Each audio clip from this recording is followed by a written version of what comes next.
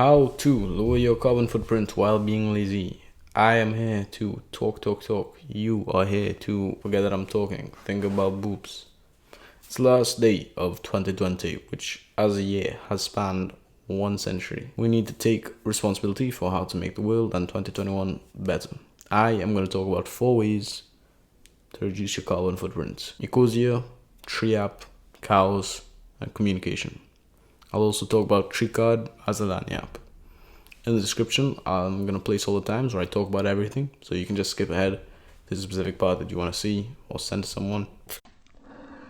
That wasn't much of a burp, and I'm sorry for that. Ecosia. Ecosia is my favorite company in the entire world. It's a non-profit organization and they're the best. Every search you do on Google, Bing, DuckDuckGo, or whatever generates ad revenue. That's why search engines are free. With Ecosia, that ad revenue goes directly to reforestation. They also don't build up a personal profile of you, Google and Facebook and all these shithole companies do. Ecosia's search engine is powered by reusable energy resources, so there's no part of them which is contributing to the destroying the planet like a cunt. They also don't build up a personal profile. Again, that's a big fucking deal. Ecosia have planted over 115 million trees in areas that we need them most. Using Ecosia means you're helping everyone and the planet out by doing something you would do anyway, which is look up how tall Robert Downey Jr. is. I have no jokes on them because as a company they just get me hard and I want to have sex with Ecosia. I want to put on some Marvin Gaye and eat Ecosia's ass for 45 minutes. Just to start. They are transparent. They work with people who live in areas locally and they always on that grind. They're the best company of all time and reforestation is one of the most important ways to fight climate change. Just watch till the end of this video, have an existential crisis, lie on the floor in the fetal position, try to cry for 4 hours, and then download it and set it as your default browser. Treeapp. I only found Treeapp late this year, but they are so cool. It's only available to you if you have a UK phone number, but can be done from outside the UK once you've set it up initially with a UK phone number.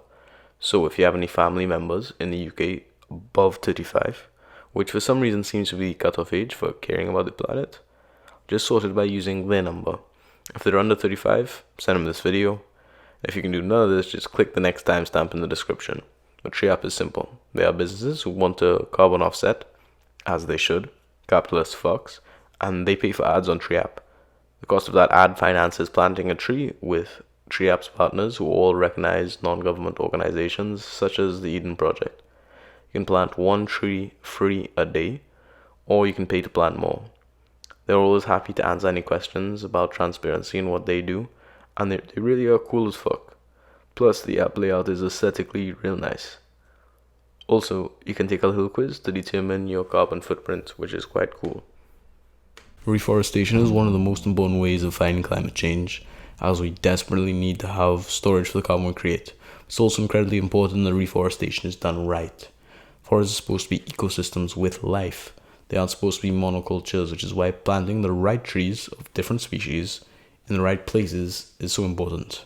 It's also crucial to create jobs for local communities in reforestation areas and make sure that these communities won't cut down the trees in the future. Ecosia, Treeapp, and Treecard are groups which do reforestation right. But plenty companies have tried to take advantage of the good press which is made by just the mention of reforestation. So do your due diligence. Find out what these companies and organizations are really doing. Reforestation is really so important to the fight against climate change. You just need to pay attention to how it's being done. Cows. Meat intake is the elephant in the room, or the cow in the room. Penis! I don't want to be preachy. I say I'm about to be fucking preachy. But the biggest thing an individual can do to benefit the planet is be vegan. And I'm not one. I am a hypocrite. Not only in reality, but on YouTube as well. And the cruelty to animals in the meat industries, whack. But I'm not talking about that. This video isn't about morality. It's about simple steps for carbon footprint reduction. I'm just gonna say a bunch of facts. None of them are fun. They all make me sad. Animal agriculture is responsible for more greenhouse gas emissions than the combined exhaust from all transportation. Greenhouse gases are what create the greenhouse effect on the planet, akin Glasgow, and are what makes the Earth warmer, i.e. global warming. Livestock and their byproducts account for at least 32 million tons of carbon dioxide per year, 51% of all worldwide greenhouse gas emissions.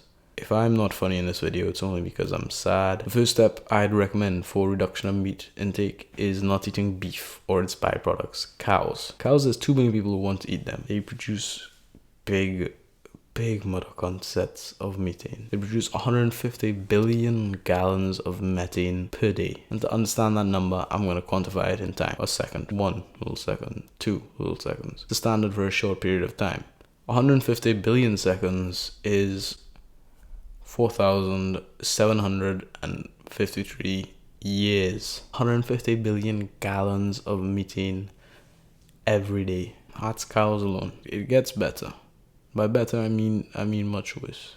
Methane is 25 to 100 times more destructive than carbon dioxide on a 20-year time frame, and has a global warming potential 86 times that of carbon dioxide on a 20-year time frame. It requires 2,500 gallons of water to make a pound of beef. A farm with 2,500 dairy cows produces the same amount of waste as a city of 411,000 people. There's just too many cows, okay? If you're looking to have a New Year's resolution which benefits everyone, cutting out cows and their byproducts is a good one. You know, Karen, no one cares if you go to gym more or if you drink less caffeine. It's fucking fine that you drink 2 cups of caffeine a day. You do 6 lines of coke a day. It's okay. Just cut out beef and its byproducts. Some other not so much fun but panic attack inducing facts. Livestock covers 45% of the Earth's total land. Emissions for agriculture are projected to increase 80% by 2050. Animal agriculture is the leading cause of species extinction, ocean dead zones, water pollution, and habitat destruction. 3/4 of the world's fisheries are exploited or depleted. Animal agriculture is responsible for approximately 91% of Amazon destruction. 136 million rainforest acres have been cleared for animal agriculture. You know, my first lie on the ground and really lose my shit existential crisis when I was doing research for this video was about otters. Cause that morning I was just looking at videos of otters on Instagram. I don't fuck with TikTok. It's not good for your attention span. I was just looking at videos of otters, and in like 30 years there'll be none. If we're alive in 30 years, we'll be lucky. And that's just not fair to them, because I fucking love otters. I was making a bagel. I was trying to cut the bagel. It was literally the first fucking step. How I can get myself so many injuries and not have accidentally killed myself? I don't know. Here are a few not really depressing facts, but also existence is pain, and just my still being alive to post this is depressing. Facts. Well, 1.5 acres can produce only 375 pounds of beef. 1.5 acres can produce 37,000 pounds of plant-based food. 15 times more protein can be grown on any given area of land with plants rather than cows. To feed one person on a vegan diet for a year takes 1/6 of an acre. On a vegetarian diet, it takes 3 times this, half an acre. And it takes 18 times as much as a vegan to feed a meat eater for a year. So again, immediate impact by small changes.